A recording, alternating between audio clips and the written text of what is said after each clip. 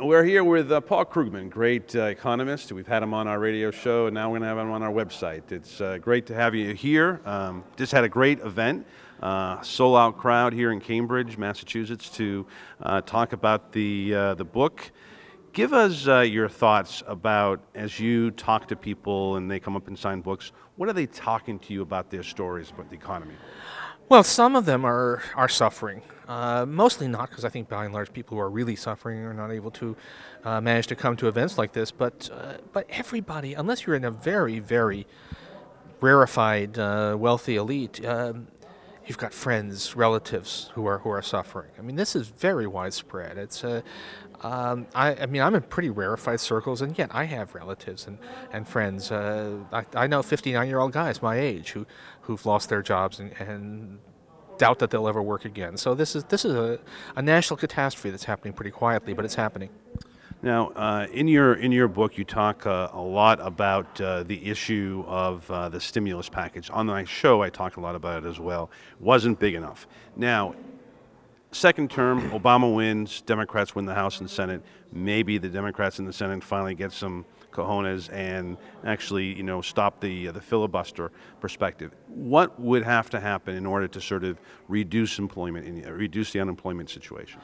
Okay, so we're not as deep in the hole as we were in early 2009. So we don't need as much, although that was way inadequate. But it's not as stiff a climb, and it's a lot easier to see how to do it now, because we don't really need to start new projects to get a lot of. We should start some new projects, but a lot of what we can do just by providing enough federal aid to state and local governments. We've had mass layoffs of public sector employees, school teachers, about half of it, but in general, all across the board.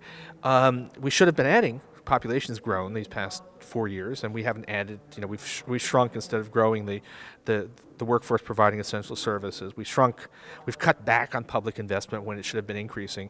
So just by providing enough funding to undo that austerity, you can get a substantial slug of aid to the economy, almost surely enough to bring us well below 7% unemployment.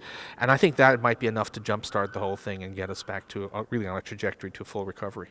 We're talking with Paul Krugman, a new book, End This Depression Now. Let me ask you this. We look at what has happened in recent days in France. We saw just last week in the local elections in the UK.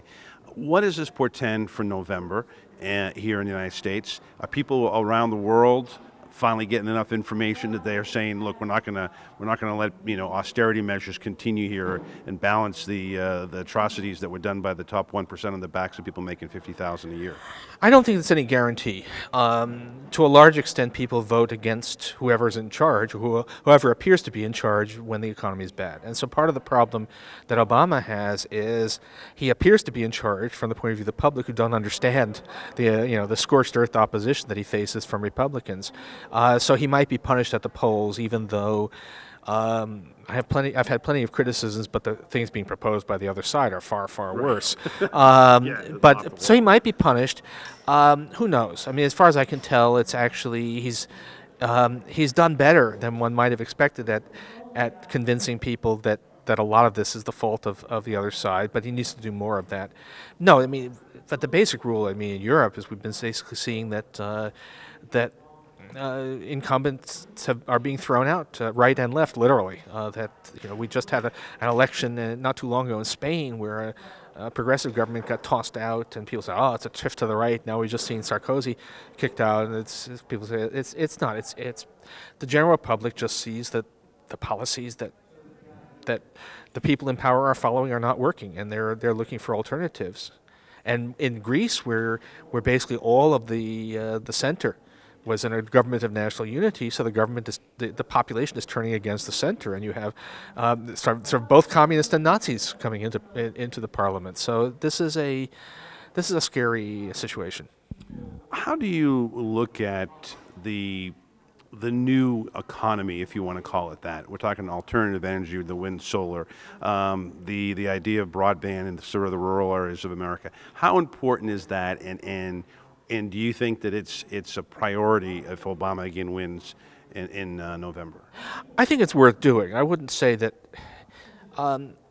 my general view on economics is that the rules change much more slowly than people like to imagine. There were people who are always saying, "Oh, well, this time is different." To use the title of a very good book, that what we're going through is recognizably the same kind of animal as we went through in the 1930s. It's you can take papers from John Maynard Keynes or Irving Fisher from the 1930s, and except for a few archaic turns of phrase, they sound like a description of the economy of the United States right now. So this is not really the rules haven't changed that much.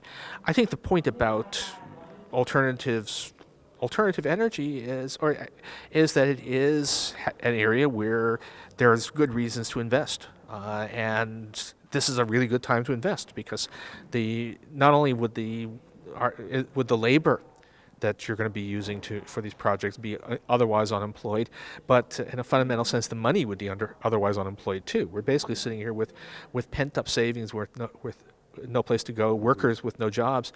This is a great time to be doing forward-looking investments. When you think of where the president has to go, I mean, you're an economist, not a strategist politically, right, but you obviously understand what is going on in this campaign. Is it smart for Obama to sort of, a lot of people make comparison to Harry Truman. Would his sort of fair deal, New Deal approach, is that something that will resonate, particularly sort of a lot of seniors who grew up either as kids in the Depression or maybe their parents were, at least helped by some of the policies of both Roosevelt and Truman? Well, as you say, I'm not a political expert, though I've been increasingly convinced that there are no political experts, right? That and it seems to me that his political experts have given him a lot of bad advice. That they've been very worried. People say I'm against government spending, and so they say, oh well, we better not propose any, or I'm against.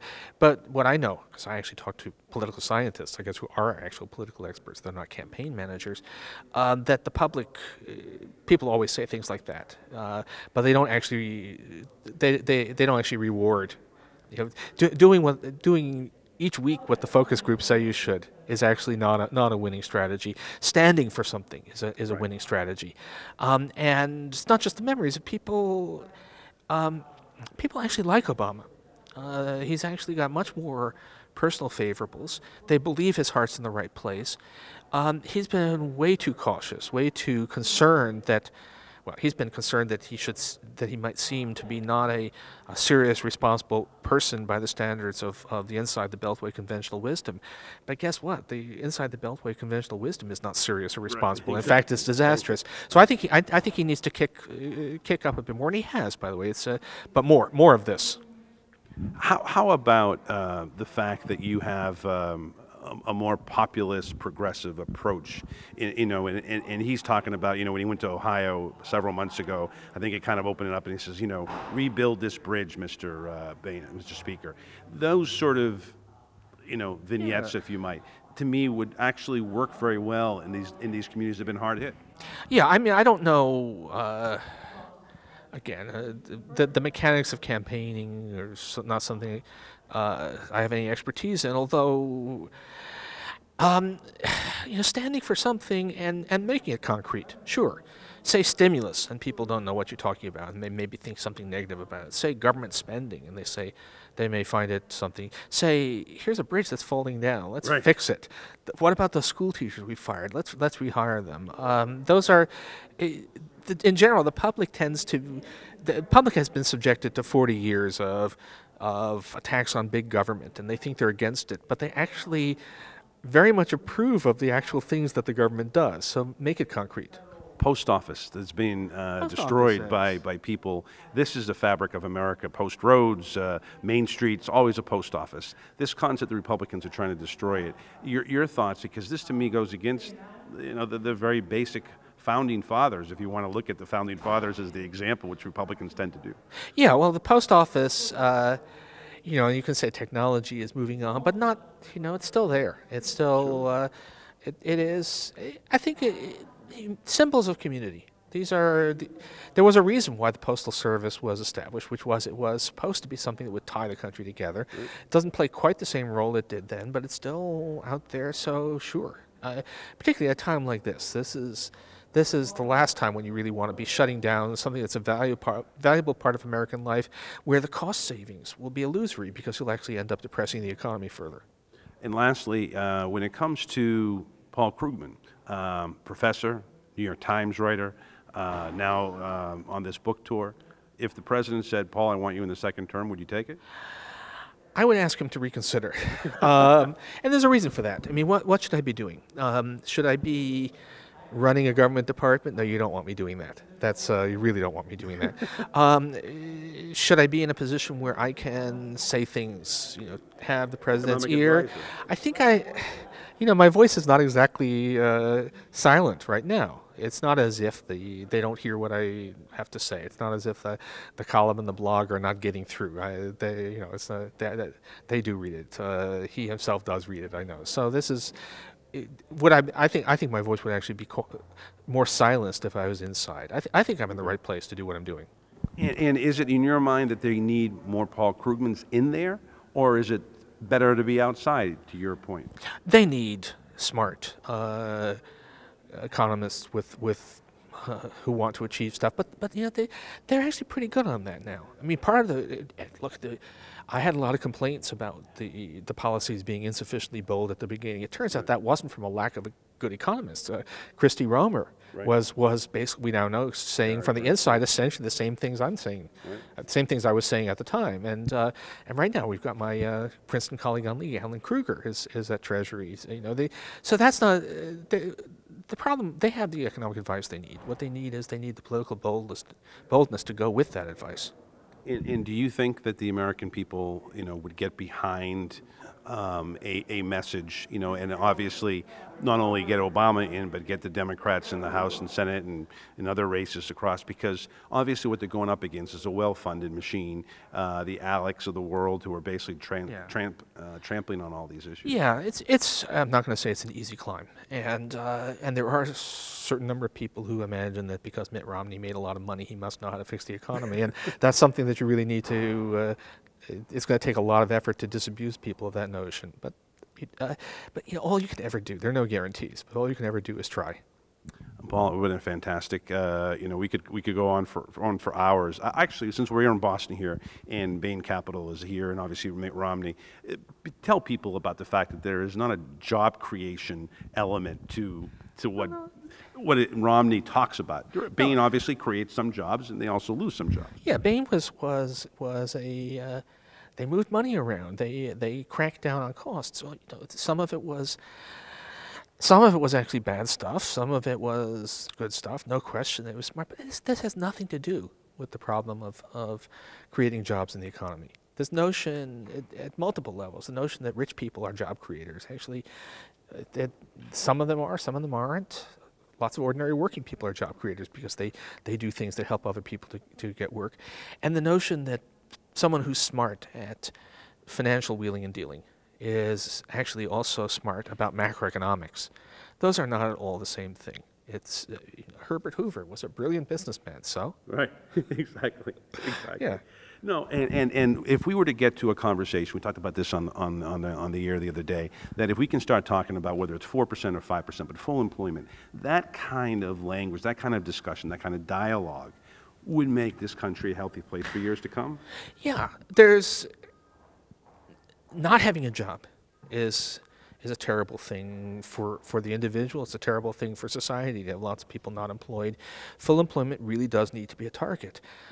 You can't just wave away all of the, there are going to be limits. We're not going to have 2% unemployment, but there's no reason, there's nothing standing in the way of us getting down to a situation where a lot more people are working than are working right now. We could do it quickly, easily. No, it's more than a free lunch. It would be a free lunch and leave us and we get a free dessert on the side, because this is clearly the right thing to be doing. Fantastic. Thank you so very much. All right, thank you. Appreciate it.